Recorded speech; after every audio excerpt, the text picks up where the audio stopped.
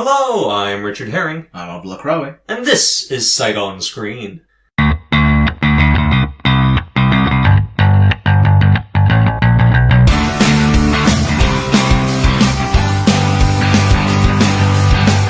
So we just watched Dune. First things first, shit, we're back! Yeah, we're back. My god, how long was that hiatus? About a year, actually. Almost exactly a year. God damn. Since we watched Tenet. Yeah, I'm having flashbacks. So, yeah, you know what? Screw it. Coronavirus, busy lives. A lot of life changes. A lot of life changes for the pair of us. So. New place for me, we're recording on a new location. I mean, what can we do? What can you do? It is what it is. But yeah, Dune. Dune. Okay, so first things first, spoiler-free-ish section. Yeah. I'm gonna put on the caveat. There's a caveat to that.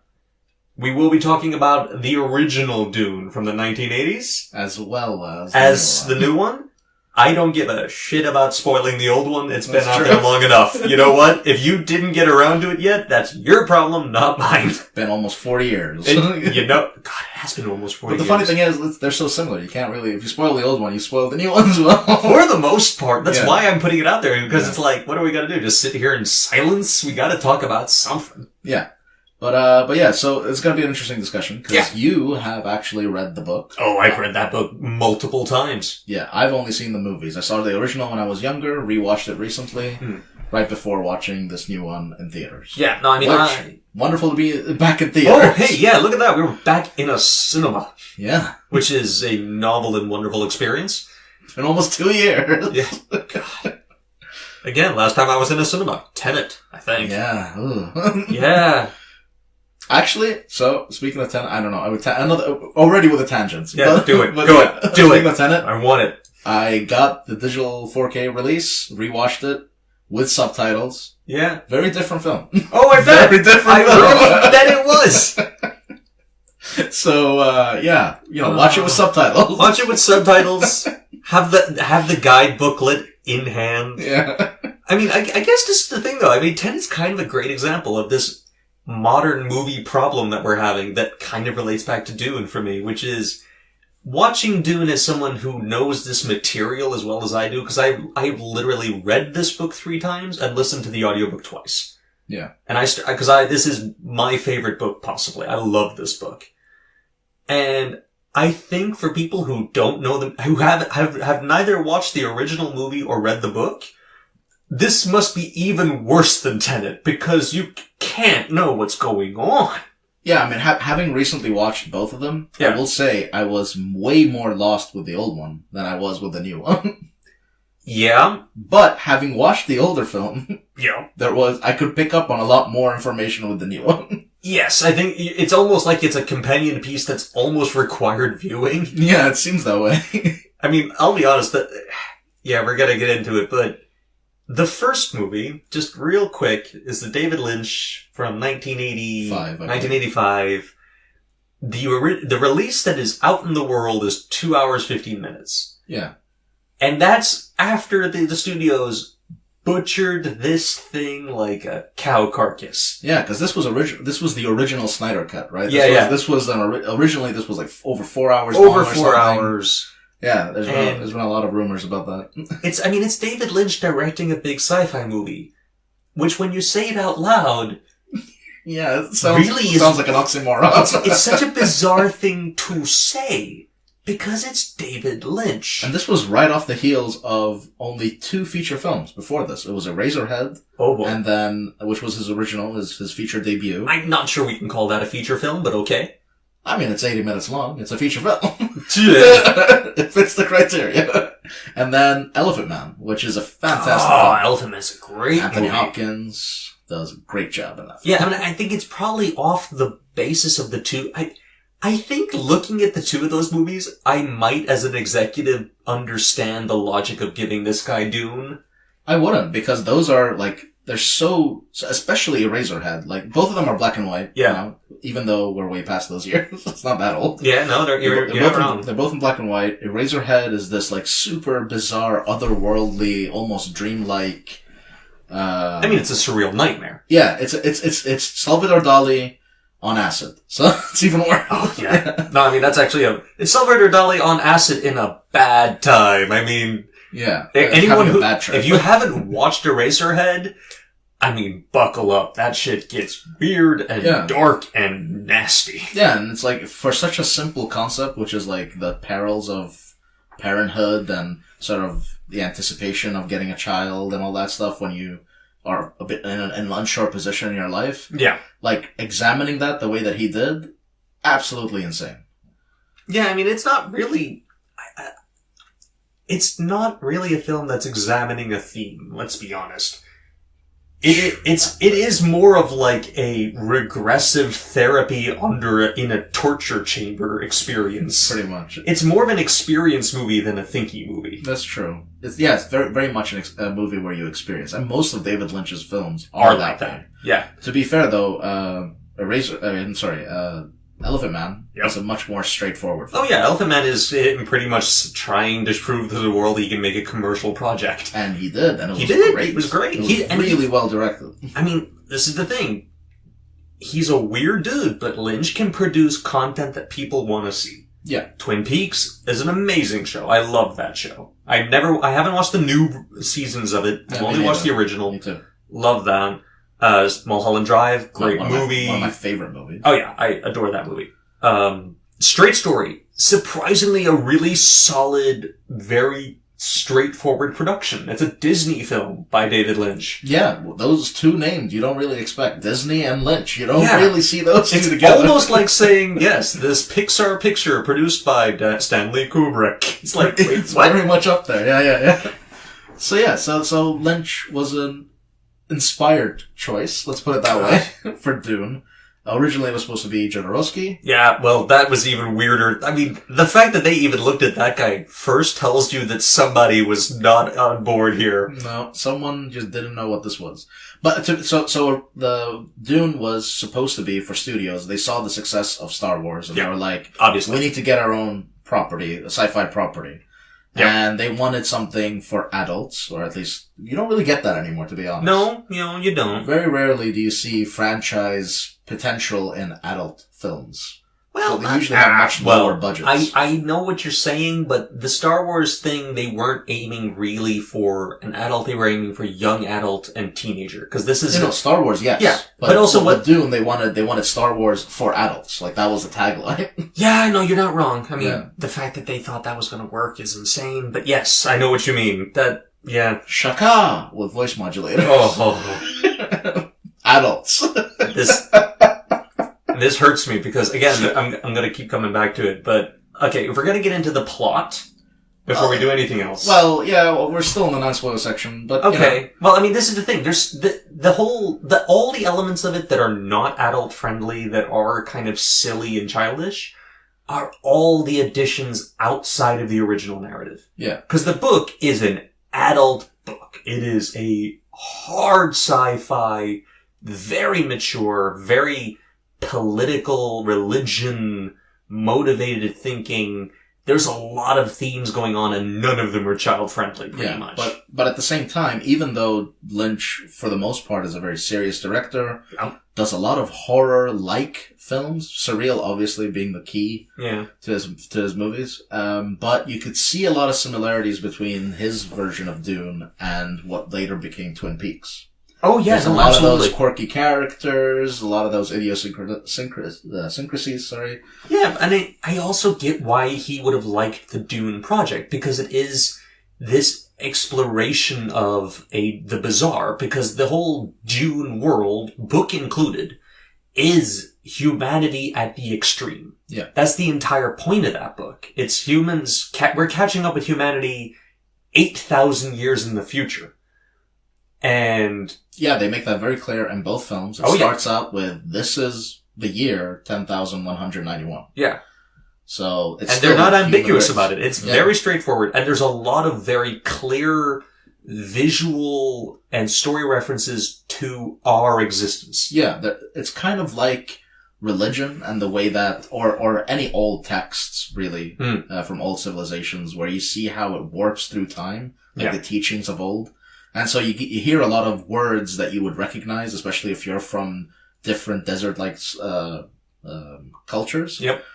But yeah, but it's been like warped to a degree where it's not really the same thing, but it sort of brings up the image in your head. So it does a really good job at doing that. Yeah, I mean, and again, it is grounding you in humanity. It is this grounding in humanity, but it is humanity again at the extreme, for the simple reason that one of the big differences between the future world presented and our world now is that while the technology is incredible, there is no hint at all of computer thinking. True. It's made very clear in the book that the machines at Matrix pretty much happened. And then, yeah, no, seriously, that's kind of how they present it in the book. It's like a Matrix situation, the rise of the machines, the AI wars, all of this shit happens. And in the wreckage of that, humanity looked around and said, we're not doing this again. Never will a machine do the thinking of a man. Yeah, so you won't get like a Space Odyssey HAL no scenario. No, and that's what the whole point is. Kind of like, so all of the things that we rely on now for computers has had to be done by humans, and that has required pushing human minds, human capabilities to the absolute limit. And that's actually the crux of the story, which is that there's this mineral or element or whatever, which they refer to as the spice. The spice melange. The spice melange. Which just makes me think of butter. Because melange is just butter and I'll be honest, it makes me think of like spice again from Star Wars, because Frank Herbert tried to sue Disney over the fact that they kept, or not Disney, but Lucas, over the fact that they named spice in Star Wars. Because at the beginning, Han Solo is a spice smuggler. That's true, yeah. He's carrying cantonas of spice. But yeah, so there's this mineral or element or whatever called the spice that sort of pushes the boundaries of human capabilities in terms of very much so. Their IQ and so on. But yeah, so just to talk a little bit more about the new film. So obviously it's Denis Villeneuve. Yep. He's a fantastic director. I love that guy. Arrival. So other sci-fi properties that he's done, Arrival. Yep. Blade Runner 2049. Enemy, kind of. Yeah, kind of. It's a little bit more grounded though. It is more grounded, but there's a lot of, let's put it this way, there's a lot of the visual language that is recognizable in this. True. And he has a certain visual style, which is the more like sort of desaturated, very earth tones. He likes using a lot of earth tones in his movies. Yeah. Like it's also Ryan Gosling looked like he was covered in oil. The whole like really, really yellow oil. There's a kind of a matte finish going on as well. Yeah. It's weird because, I mean, the thing that Villeneuve does visually is where a lot of photography styles are currently. Yeah. He has this kind of like naturalistic and yet slightly 70s color palette. It's an odd choice. Heavy on the yellows. Heavy on the browns, heavy on the yellows. Yeah. The matte gray. True. And this movie is no exception. So this follows, more so than any of it. Yeah, so if you really liked his visual style in his previous works, you're gonna love it here. The world is realized very, very well. The production design. There's so many moments where, cause like half of this movie, even more than half, like 3/4 of this movie is CGI. Yep. But there's so many moments where you just absolutely couldn't tell what was CGI and what wasn't. The design was incredible. But let's put it this way. I think watching it and really thinking about it, the only time the CGI is noticeable is when things are happening on screen that literally could not be achieved without it. Yeah. Exactly. Whenever the CGI is used in a subtle background fashion, it's impossible to tell. They did an amazing job in the set design, production design, visual style, all of it. Yeah. Even though this had a similar, probably slightly less budget than most Marvel movies, it looks like 5 times, maybe 10 times better than yeah. I mean, I think this is the thing I will say, like, if we're kind of coming to the end of the spoiler-free section, if you're gonna stop listening here, if you are a person who appreciates visuals and aesthetics in film, even if you're not a person who's going to be too interested in this story, because the story is slow. Yes. It is not action-packed. We are not in a rush. We are taking our time with this. It's a 2.5-hour movie. That's part 1 of... part 1 of part of 2, because it's a long book, but this is a movie that is kind of almost glacial in its pace. Yeah. But the aesthetics are worth the price of admission. Yeah, and actually, I would say the same thing with the older film. That also has something incredibly, but for very different reasons. For completely different reasons. Yeah, the aesthetics of that old film is incredible. Like the production design of that one, you will never see another movie that looks like the original 1985 Dune. There is nothing out there that looks even remotely similar. Nope. Nope. But it's not very. Let's say it's not. Here, I think it's not pleasing. Let's put it this way. It's not aesthetically pleasing. You watch the new one because it is a masterful execution of aesthetic design. Yeah. The aesthetic design is ripped straight from the pages of the book and realized beyond compare. I can't remember a movie I thought looked better than this. It's true. Like straight up on a visual, ignoring everything else stage, this is the most aesthetic movie I've ever seen. Sure. You watch the original movie because, you know what? It's like the Eddie the Eagle of production design. Their hearts were in this all the way, but their budgets were not. Yep, and you can really tell about halfway through the film. They were running out of money. It falls apart so badly. It's kind of like, wait, we spent all our money already? Yeah. But right before we end the spoiler section, so obviously we both recommend the film. Oh yeah, go out there, support this movie. Villeneuve, one of the greatest I wouldn't really say he's up and coming, but one of the greatest directors of our time. Yeah. And still on a rise, unlike Nolan. Yeah, I mean, this is the thing. Support is the right word because we need movies like this. Yeah. If you are tired of the Marvel commercialized, very middle of the road, no risks taken filmmaking, and if you don't want just the small screen experience, this is it. You watch this on the biggest screen you can find, and you sit there as an adult human being and go, wow, look at that.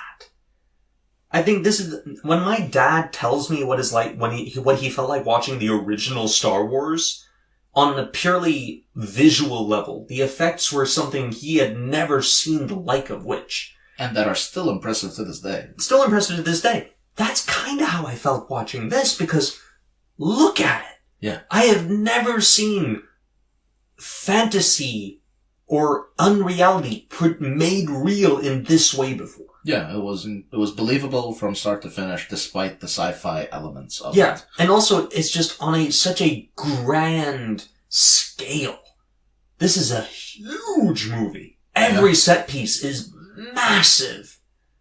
Yeah, no, you could really see the budget at work here. Not only that, but just they had balls of steel walking into this project. Yeah. And that's why I'm saying support it, because if you want us, you need to reward stuff like this.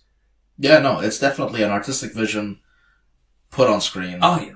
Like from start to finish, they didn't compromise in anything that they were doing. Not that was at least visible. Oh, I couldn't tell. I mean, if they compromise anywhere, it'll have to be in story, not design. Yeah. And that's, fair, and getting on to story, I think. Yeah, so, rounding out the non-spoiler section, yes, visually, amazing. Story-wise, lacking. Story-wise... It's slow, and there's not a lot of action, and a lot of it is incomprehensible, because there's so much lore to this, that it's almost impossible to put it all to screen. Which is why they did the wise decision of dividing it in two.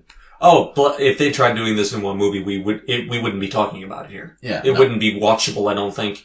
Kind of like the original. Yeah, pretty much. But I will say, the design, absolutely, atmosphere. Atmosphere, yes. The atmosphere in this is rich beyond compare, and that's the design, that's the music, that's the performances are amazing. But, it's not a lot happening, but it's what does happen carries a lot of weight and atmosphere to it. So, take that as you will. I would say read the book and use that as kind of your companion piece walking into this movie. Yeah. And, regardless, watch it. Yeah. Oh, absolutely. Yeah. Get out there. Get out there, watch it. Get a button to screen if you're in a safe place to do it. Pause this podcast. Yep. Go out, watch the movie. We'll wait. Don't worry about it. Oh yeah, we'll be here. We'll be here. Okay. Alright, so we both recommend it deeply. Oh yeah, go for it. So now we're moving on to the spoiler section. And I gotta say one thing before anything. Shoot. Worm surfing. Worm surfing! Yes! Worm surfing! You were so disappointed you weren't going to be able to see it. Yeah, but then we caught that glimpse right at the end. We got that little hint. Yeah! I have to say, the one thing that was not in the original movie was never mentioned in the book as far as I can remember. But when I was in the cinema, honest to God, had a moment with, we have bagpipes, everybody. Yeah, that's true. That's true. You and I looked at each other. The year 10,000. When that came out, I was just like, oh. The year 10,000. There ain't a trumpet in sight. Ain't a flute. Despite there being a guitar in the book, there ain't one of those. But there's a man with a goddamn bagpipe. I mean, if there was gonna be an instrument that's gonna live on, it's the bagpipe. Let's be honest. Really? But I mean, it's the one that I would have wanted. As a guitar player and a part-time piano player. Yeah, pretty much. Bagpipes is the instrument I want to see live on. As a harmonica player, I'm looking at this going, really? Hey, you never know, man. But this is exactly what we're talking about, like this thing that it is so obvious that this is our world, but far in the future. This is not a galaxy far, far away. We are not skipping out here. Yeah. It's super grounded in reality. Now, since we're in the spoiler section, we gotta compare some things. The old movie with their voice modulators. Come on. Okay, so real basic. Tell us about this. The story of the three projects, let's call them that, the book and the two movies, is a family of aristocracy, pretty much, in an interspatial empire. Spatial? Yeah, like intergalactic. Yeah, intergalactic empire. They are one of the dukes.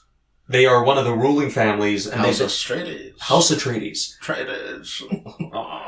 They have been taken off their planet and moved on to the planet that produces the spice melange, deposing their rival blood feud other family, the Harkonnens. Or the Harkonnens, according to the old film. Yes. Yeah. Because they couldn't get the actor to pronounce how they wanted.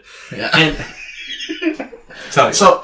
we gotta say, star-studded cast. Both films. Star-studded cast. Yes. Yeah. No, you're not wrong. Yeah, Patrick Stewart. I love the fact that he's in that for some reason. Gurney, man. Gurney Halleck, everybody.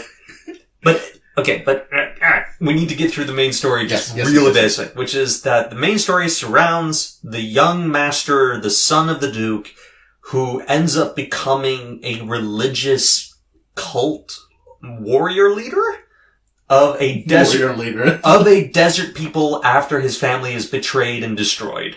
And then it's pretty much his war against the Empire and the Harkonnens. Yeah. So the Emperor just apparently rotates whoever runs this planet. He decides he wants to step in, and for political reasons, he decides to pretty much fuck over the House Atreides. Yeah. And then he says he's gonna pull out the Harkonnens. Put in House Atreides, and then send the Harkonnens back at them. Yeah. To take them out. And this is what I'm talking about. This is politics. I mean, Game of Thrones couldn't pull off this level of politics in a book series. Yeah, I would say that in both movies it's kind of lacking. Oh, completely, because in the book it's such a big deal. It's so much of what's happening is this whole hidden world of upper level politics that are kind of underlying a lot of what's happening, especially in part one, let's call it. Although I will say that the movies do it better than the Star Wars prequels. Oh, jeez. Oh, yes, because they avoid it. But probably, yeah. You know what? Right. If the prequels could have done me that favor. Alright, let's move on. Tangent aside. But no, I mean, and that's kind of the story. It is one of these, the young man will rise. There's a lot of religion and superstition, prophecy. There's a lot of this stuff going on. And the voice of God. The voice of God, the hand of God. There is secret societies. There are the spacing guilds who require the spice. Yeah, that was, the new movie was missing those weird space babies. Yeah, in the book you never see them. In the book they're never described even. Oh, because Lynch just went to town with that space baby. It looked horrible. Oh god, it's a demon creature. It's a demon creature. It's so ugly. If you thought Eraserhead looked horrifying. I mean, this is the thing I will give David Lynch all the credit in the world for. That man is not afraid of putting on something on screen that you do not want to look at. Yep. Him and Cronenberg, they're the only guys who do it. Yeah, that's true. Everybody else will put something on screen for you to look at it.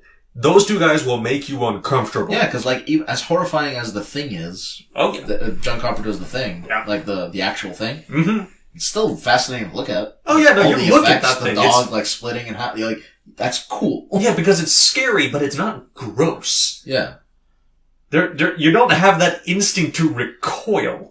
maybe the Saw franchise. That's like different, though. That's a completely different thing. Buckets of blood. That's what it is. That's just viscera. That's not really the point here. We're talking about two guys who are exploring body horror without a horror principle behind them. Yeah, that's true. That's very true. I mean, Videodrome, my god. Oh, yeah. Oof. Yeah, Videodrome. Woods. John Woods, yeah. James Woods. James Woods, that's what Man, I can't watch that movie anymore with it. Well, no, you can't because he gets destroyed. That's true. It's the Spacey principle. Yeah, it's kind of like Spacey and Baby Driver. any movie where Spacey suffers horribly, I'm kind of okay with. Anywho. We're back. We're really back. We're back. No, but I mean, this movie, the movies are very light on the politics, and you kind of just get the very bare bones knuckles of what's going on with this family. You understand the family dynamics quite well in both. The thing they leave aside in both projects really is all of the interplay between the major players. Yeah. You're kind of just knuckling down on this one family, Lady Jessica, Duke Leto, and Paul Atreides. Yeah, which I was disappointed to see that Jared Leto wasn't playing Duke Leto.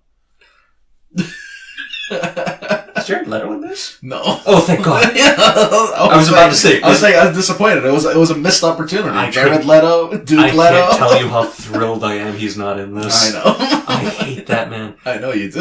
In the original, I know we're going back and forth between the two, but that's because they are so similar. Yeah, that was one of the things that surprised me. Having not read the book and having heard how much tampering there was in the original film, I assumed that it was like completely nonsensical compared to the book, but I was surprised to see how similar these two movies are. Yes, and that's because the tampering that happens in the original movie compared to the book is they take very nuanced things in the book, such as political training, physical mastery, martial arts expertise, body control, all of that stuff, and make it into a sound gun. Yeah.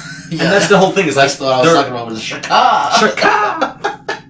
Which makes you sound like you're trying to imitate a seagull. Pretty much, yeah. That's what. But that's the whole point. It's like they take big, kind of very nuanced, complicated things and find very simple stand-ins for those in quote-unquote sci-fi. And I'm guessing that part of the studio decision in '85 was, we need voiceover because this is incomprehensible. Oh yeah, no, and boy, does it help. The ADR is crazy in that first film. It's everywhere, and it was all added in post, including the opening of the floating head. Yeah, it opens with a floating head. This one also, not a floating head, but it opens with a narrator. It's a narrator, but it's an much audiobook. Shorter. Much shorter. Yeah, it's an audiobook.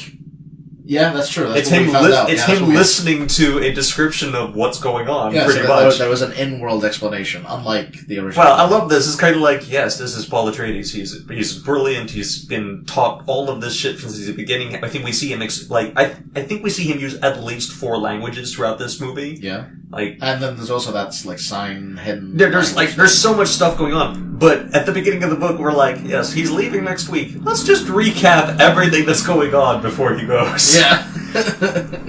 But he does the same in both versions and the books. I mean, what can you do? They're both quite faithful. That's the thing I will give them. All the scenes are from the book. The only thing they're missing is a lot of the scenes. Yeah, okay. Now, I will say, I don't think you saw this, but there is apparently a miniseries that came out in 2000. Yeah, there's 3 episodes, supposed to be much more faithful, but the effects are absolutely horrendous. And then 3 years later, the continuation of the story, because Dune... Those are Sci-Fi Channel, right? I think so. Yeah. I think so, yeah. came another 3-episode miniseries called The Children of Dune, which was a continuation, because that was a book that was written by Frank Herbert's son, I believe. Yes, what was his name again? No clue. Frederick, I think.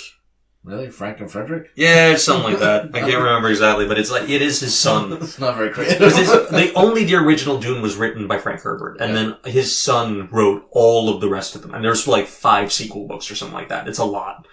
And they get progressively kind of more bizarre, mainly because the lore from Lynch, obviously. I'm joking. But no, it's this thing where the lore in the first book is so overwhelming. There isn't a lot of room for more. It's really stretching the limits of how much weight your mind can take in following all these characters and narratives. Yeah, because it's an 800-page book, right? Something like that. It's a big one. It's a hefty read. It's a hefty read, and it's almost Tolkien-esque in the way it deals with stuff. There's a lot of explanation going on. Yeah, which I will say, it would be like the new film at least, because yes, the 2 movies are very similar plot-wise. Yep. Very different aesthetically. Oh, huge. But the new one takes up, it very clearly takes more time to build things up. It doesn't have the voiceover, so it doesn't lean on that. It takes time to build the characters up, to build the relationships up. And, like we were saying, it's very, very much on a glacial pace. So a good thing to compare it to, given that this is part 1 of 2, as far as I know. As far as I'm aware, yeah.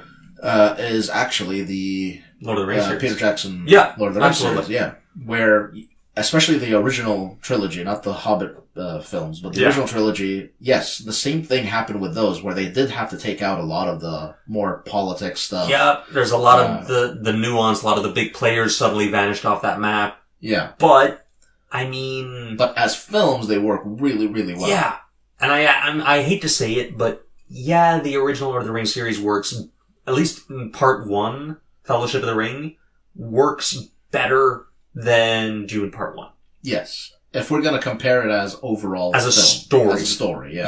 Yeah. It works better, mainly because it is that problem where Tolkien was writing for audiences of different ages. Yeah. And Herbert was not. Which means that the nuance and the politics is way more integral to the story that was being told in Dune than it was to Lord of the Rings. Yeah, so the fact that they took it out, or decided to take it out, leaves a lot to be desired. Yeah. When the plot-wise. And there's a lot of, silent moments where you just wish something would happen, and it's just people looking at each other. And it's just... Which is fine for me, because I like atmospheric, so I don't mind that stuff. I like French films. There's a lot of staring in French films. Oh, yeah. British films, too. There's a lot of people playing with matches. Yep. And arranging things in the house, and then they have, these weird conversations, hello. Well, hello. Yeah. What are you doing?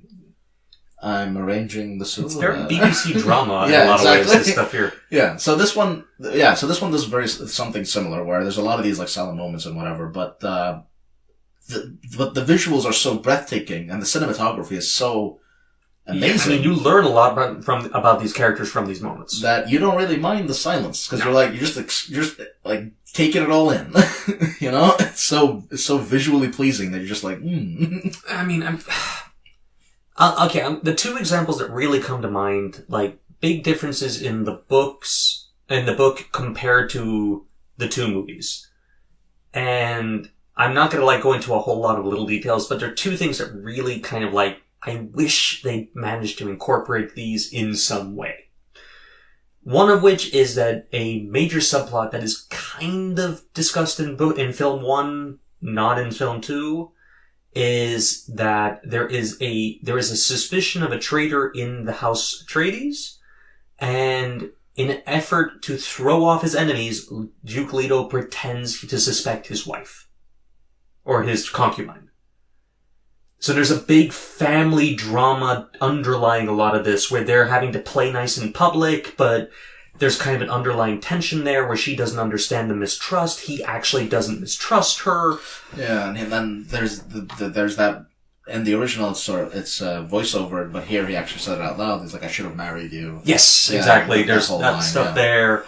And the other one, there's actually a specific scene in the book, which is a dinner scene where the family invites the upper society of the new planet to dinner. And you have this quite long dinner sequence in the book where you really get to understand who are the power players on this planet, why is this important, how important water is here. Oh, yeah. There's a lot of that stuff that's kind of like in this one scene, and you get to understand a lot of the politics and a lot of the personalities at play. Because this new movie, the family is so isolated, they don't deal with the outside world at all. Yeah. It's kind of hard to get what's going on there. Yeah, I was even surprised with regards to the traitor, where the old film sort of really emphasized, oh, there is a traitor in our midst. Yes. This one that just sort of springs up on you, which is surprising considering how much longer this film is. And the book, they have this thing where, again, we're talking about the extremes of humanity. In both the films, you'll notice that the traitor, spoiler area, Dr. Yui, has this triangle on his head. Yeah. In the book, the little diamond thing. In the book, they make it super clear. This guy has gone through what they call the imperial conditioning. He literally can't hurt anybody. He cannot betray. He cannot harm. It's the Hippocratic Oath at the absolute limit. He is physically incapable of doing harm. Interesting. It's the reason. I think they hint on that with voiceover in the original. In the original, because when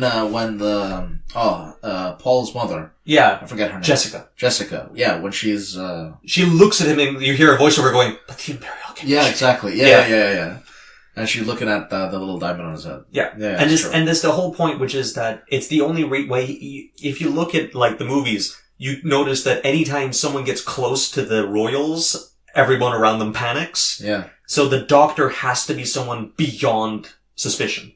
Completely. And the only people who can be doctors to the royals or to the high court are these guys who've undergone this conditioning.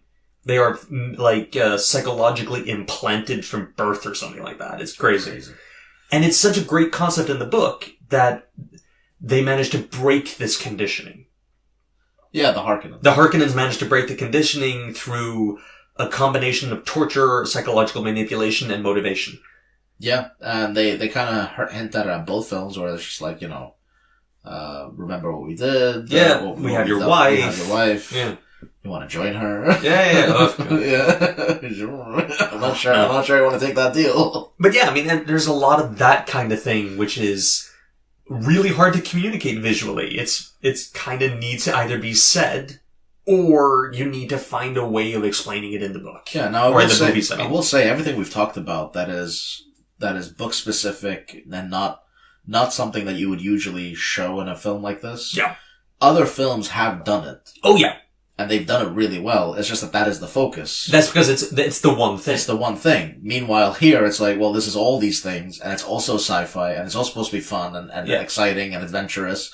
And there's this whole hero's journey. Yeah. And I was like trying to bundle all that up. And I mean, the one thing it kind of gets me because, again, I don't like playing devil's advocate with this book because, it's a book. It's always going to have that advantage, but the importance of water in the book is such a big deal. And they don't communicate it in either movie. In either movie, yeah. They're pretty much, they put those suits on and they're like, yeah, we're good. Yeah, we're fine. Yeah. No, it is... They kind of tried a little bit in this one, where they had that little tent under the sun. They had a little tent, they had that little... they had the conversation with the palm tree guy. Yeah, and it's like, well, why are you using 5 people's worth of water a day on a tree? Shouldn't we just be cutting these down? It's like, no. They are symbols of hope. Yeah, exactly. And it's such an aristocratic thing to say. It's like, but again, there's so much of that stuff in the book, and... Like, this, I'm really hoping it comes up in part 2, is this Fremen culture, these desert people who are... Fremen or Freemen. Yeah. Cute. Who are really based on, the Abad. They are very much desert cultures in the Middle East that we can recognize both from now and from history. Yeah, because they even use, like, Arabic words like Lisan al-Ghaib, which means the tongue of the outer world. Well, that's what they call it. Yeah, more like the tongue of destiny kind of thing. Yeah.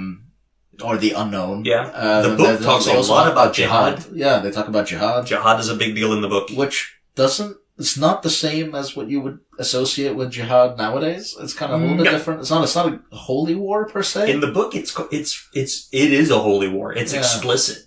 They weren't as explicit with the old film, at least. Here, they don't even mention it. No. As far as I could tell. I'm pretty sure they weren't allowed to, I'll be honest with you. You're not going to say jihad. I don't think the American audiences would have tolerated the word jihad. Jihad on you, and jihad on you. and in the second book, in the first movie, they're really quick to explain what it means. Yeah. And they sort of hand wave it away. We're just gonna call it a holy war. Don't mind us. It's more like the Crusades. The sleeper has awakened. Oh. Okay. McLaughlin, I love him. Okay, the casts. So, the first film, real quick, it's Kyle MacLachlan, main guy from Twin Peaks. Yeah. He's in the Flintstones movie. He's in a lot of Lynch movies. He's in a lot of Lynch movies. He's great. Yeah, underutilized actor. Underutilized. Completely the wrong fit for Dune. Yes. This guy's not a sci-fi dude. This is a dude in a suit. Yeah, I will say, so Timothée Chalamet looks a little bit like young MacLachlan. But boy, oh boy, is he better suited for this material. Yes, because that's the difference. So, Kyle is a very, sure of himself, he's a wise guy. Cocky little bitch. Yeah, real cocky, if we're going to use harsh words. Chalamet, not so much. Oh, he is the opposite. Dour little guy in this, isn't he? And which makes it really funny because you see this like really tiny guy, but be so skilled. But he also sells the age a lot better. The character's like supposed to be like 16.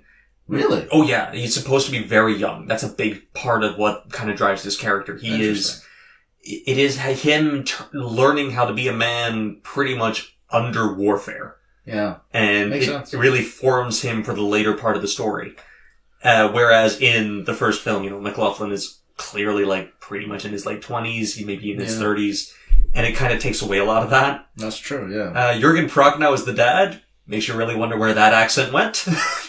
Yeah, no, he did a great job as the dad, I would say. He was great in the movie, but... Actually, every single actor, given the script and the direction that they were given... Yes.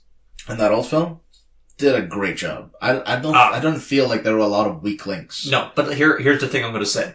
There are a few, but not there really weren't any weak links. But each of those links was in a different room. That's true. None of those links were together in one chain. Yeah.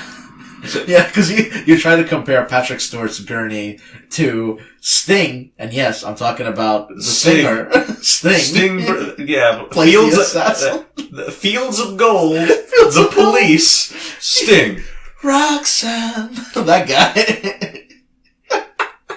When you go that place.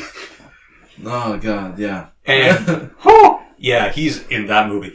But yeah. And he plays a psychopath. And he suits that role really well. I was so taken aback. No, let's be clear. Well, he is a bit of a psychopath. He doesn't play a psychopath. He plays a murderous weasel. He is a feral fucking animal in that movie. Yeah, but his eyes are crazy. That's my point. It's like, he's not even human anymore. This guy is... he is left town. He is out on the country. And that snap zoom when he gets out of the steam bath. Wearing, oh my God. Wearing his giant plastic underwear. Yeah, his Captain America underwear. Oh boy. I mean, we have that. But, I mean, this is the thing. Like, that first movie, there are a lot of great performances, but each performance is from a completely different film. Yeah. None of these people are in the same movie. Which adds to the surreal aspect of it. Completely. Yeah, because every single character was played very differently from the other. Yeah, and none of them... The little sister? Oh my God. Oh! Yeah. Oh my God. Real creepy. Real creepy. And also that voiceover dubbing yes, is just... that's what makes it even creepier. Yeah! I'm the floating guy. I mean, we're just talking randomly about bullshit, but watch these movies. Yeah, this is a spoiler section. We're just get into it. Really get into it. I mean, the Baron Harkonnen is so interesting, because in the first one, he's almost comedic. He is so grotesque. He looks like evil Shrek. He is terrible. And they really play it up. I mean, I don't know who that actor is. I can't remember his name. Me neither. But he is an overacting kind of dude. This guy's on Broadway. Yeah, and now... Stellan Skarsgård takes the who is the role. Awesome in this. This is the thing. This is not Stellan Skarsgård from Thor. This is Stellan Skarsgård from Lars von Trier. This is Dogville. Yeah, this is Chernobyl. He is. it's that Skarsgård. He is a quiet, menacing presence in this movie. The bold head, the really suited him. I don't know. It was even more menacing than usual. He's bald, he's overweight, and he's floating. It's just the worst. I will say the floating in this one was done way better than good grief. Yeah, this one was actually, it wasn't good. So in the book, the big deal with him is that he is so fat that he requires, like, anti-gravity belts to be able to move. Yeah, because otherwise, yeah. He has what they call suspensor belts. It's something they use in, like, this movie as well for the fight scenes a lot. There's a lot of, like, slow motion jumping, which is these, like, anti-gravity things. But, my God, it's just crazy. But he is so menacing. He is straight out of a horror movie. This guy should be, like, partying with Slender Man. Yeah.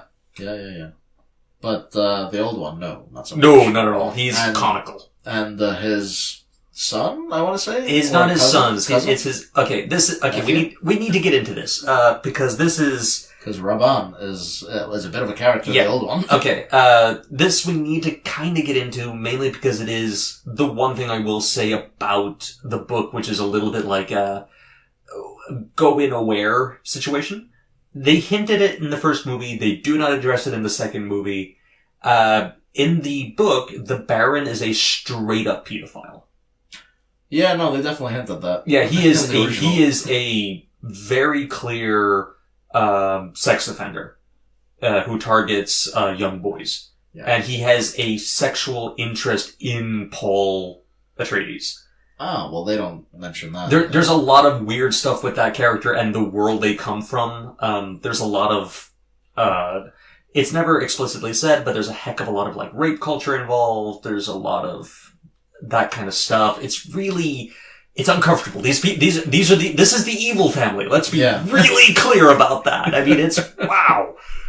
And, but the son, not the son, I think he's his cousin. Yeah, that's what I think. It's the cousins. Yeah, cousin. No, his nephews. That's what it is. Ah, okay, yeah. They're his nephews. Raban, yeah. Raban and Sting in the first movie. Fade Rutha. Yeah. Who is not, there is no character for this in the second movie, which is not so that I can weird. See, no, maybe in part 2. I'm guessing there must be. Who are they going to bring to replace Sting? You can't replace Sting. It's just like, it's an impossibility. I don't know, but I'm curious. I mean, because he's supposed to be the main antagonist, kind of. Yeah, that's true. He's supposed to be. That's the big fight in the end. Yeah, and let's be honest, it's really obvious that Dave Bautista had more to do in the original cut of this movie. I think he ended up on the cutting room floor. Yeah, now, as we're reaching the end, we should probably mention that, this is... I would not be surprised if there's an extended cut of this. Oh, yeah. And if there isn't, that'll be really disappointing, because there is clearly a lot left on the cutting room floor. Oh, obviously. Clearly. Yeah, Dave Bautista had maybe, 2 lines in this film. I think he had 3 or 4 lines, 4 or 5 scenes. And given how much they played him up in, the pre... Oh, yeah. I mean, they really amped this guy. So, I mean, I'm guessing he's going to be a much bigger deal in part 2. I hope so. I think they're done filming part 2. I think so. I think they filmed this concurrently. I think that's kind of how they had to do it. Because there's a lot of big names here. I mean, it's the same thing with, Oscar Isaac is... Yeah. He's good in the movie, but I don't think he's coming back from part 2. Cough, cough. I would be surprised. Yeah, Rebecca Ferguson is great. Jason Momoa, really? Jason Momoa, yeah. The only joke in the movie, I suspect. Yeah, but he's that kind of guy. Yeah, but he's kind of like almost like a more serious, more heartwarming, I would say, almost. Yeah. Dwayne Johnson. Yeah, because that character is in the first movie, and he is literally the most forgettable white man in existence, so he's just gone. Yeah. You watch that movie and instantly forget he exists. You're like, there was someone there. There was someone there. With blue eyes. There's a lot of those guys in that first movie, but no, he just does a great job. The one I really want to point out just for performances, I mean, Chalamet really gets this. But the 2 kind of low-grade MVPs for me, I gotta give it to my man, Gurney. From the new one. Josh Brolin. Josh Brolin is really great. And, I liked, Javier Bardem. Javier Bardem. That's who the other guy I was gonna say. He had very little to do. He carried it really well. You get a really good impression of this society from his performance. Yeah.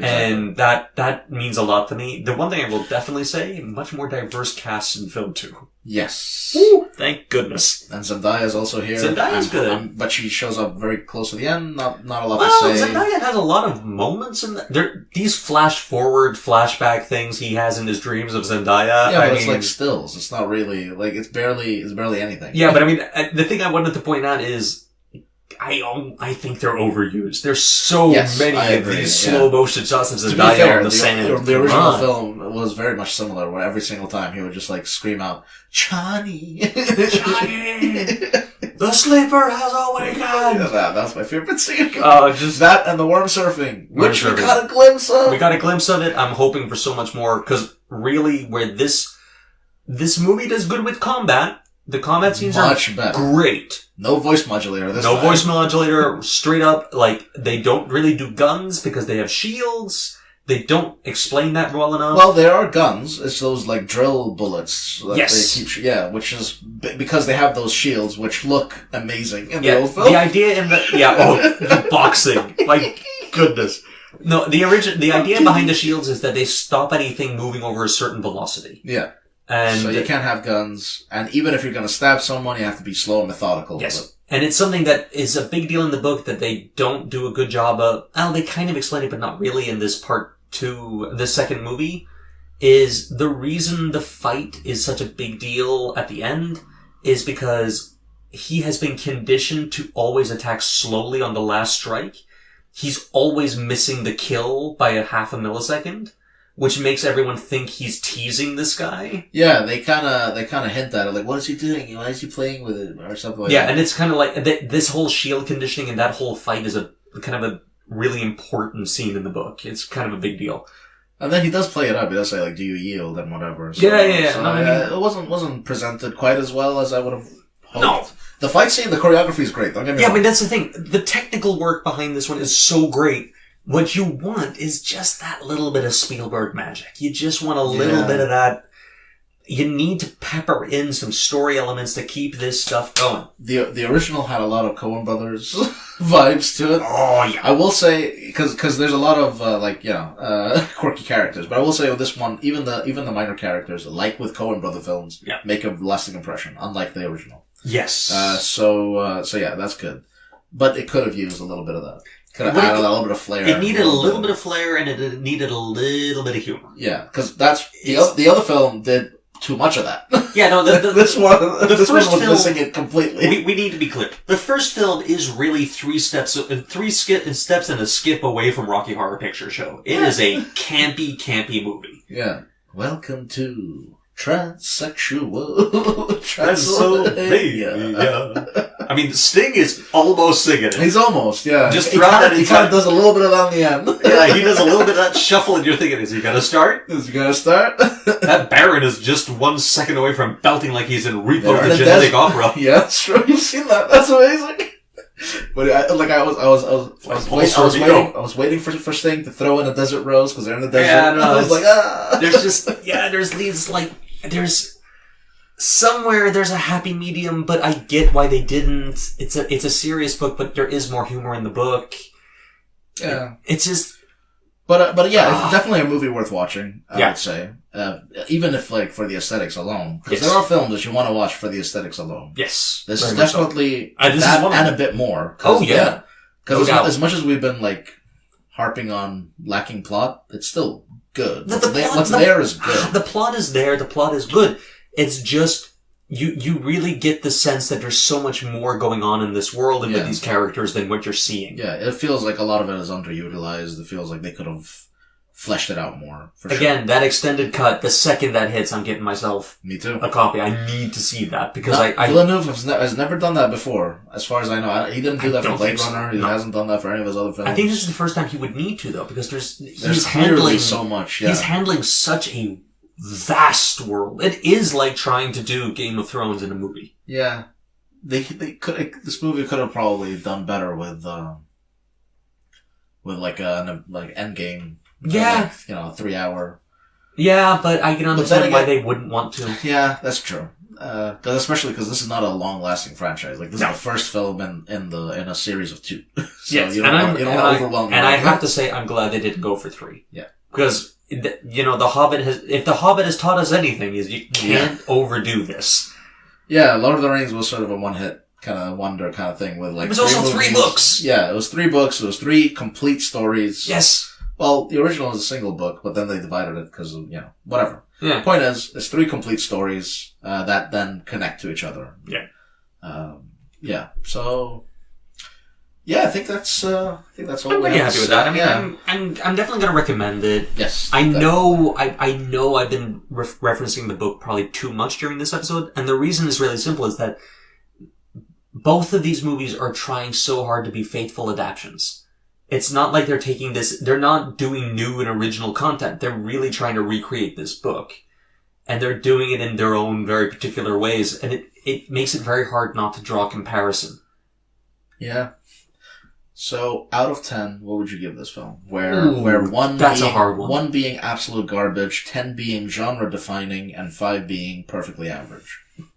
That's our scale. Yeah. That's a hard one for me, because as a film lover, as someone who really just gets into the nitty gritty of the production design, the editing, all that good technical stuff, this is like an 8-9. But it's gonna have to kind of just get pulled back a little bit, because there's so much unexplained. There's so much that you can feel needed just that little bit of fleshing out. I agree. So, I'm gonna have to end up on a 7, I think. 7, yeah. I was gonna go with an 8, just because it's just such a beautiful film. Yeah, but yeah. I'm also trying to keep in mind people who haven't read the book or watched the other movie. Exactly, yeah. If you're coming into this fresh, you are going to need help. So I'm gonna be like you. I think I'm gonna land at a 7 or an 8. Yeah. I might flip, so depending on how well the second film is, or if the extended cut is any good, it might flip it up to an 8. I mean, I'll be honest with you, if an extended cut comes out that kind of fixes the problems we're talking about, because the big problem is it's not long enough. Yeah. If you had to point at anything this movie is not doing, it's not giving enough. Or it could be the problem that, for example, Batman v Superman had. I know you hate that film, but with the ultimate cut of that film, which was, it showed you how much more fleshed out the story is, but honestly, I could have edited, as a fan edit, I could have edited the ultimate cut into what was the theatrical cut and kept everything in. Because there's so many completely unnecessary scenes in the theatrical cut. Yeah. But so many necessary ones in the extended that I was like, okay, so why the hell did you choose to remove these and not like other ones? So I think this one might fall into the same category where if the extended cut fixes some things, there is a lot of empty room here to cut out if you were really pressed for time. You know what? I think there might be a situation here that we could really lose 5% of the atmosphere, but increase the amount of content by like 25%. Exactly. That's what I'm talking about. In the same runtime, that might well be, because you wouldn't need a heck of a lot, but yeah, there's just a lot of little pieces of information I wish were there. And I don't, I can't recommend that book highly enough. It's such an interesting read. There's so many good ideas at play. I'll have to get around to the audiobook, because, they just released a new one because of the movie. Oh, cool. Like, they did reading. I can't remember. There's like a new fresh edition type thing. I think they did with like a cast or something. Nice. I would recommend. I love those, audiobook dramas. American Gods, man. Ooh, that with a full cast, that is awesome. I gotta get around to that. But yeah, no, I mean, it's a good movie. It's a great movie. And it's like I told you afterwards, they're going to be talking about this movie because of the visuals. Yes. As a visual aesthetic movie, we haven't had this before. This is new.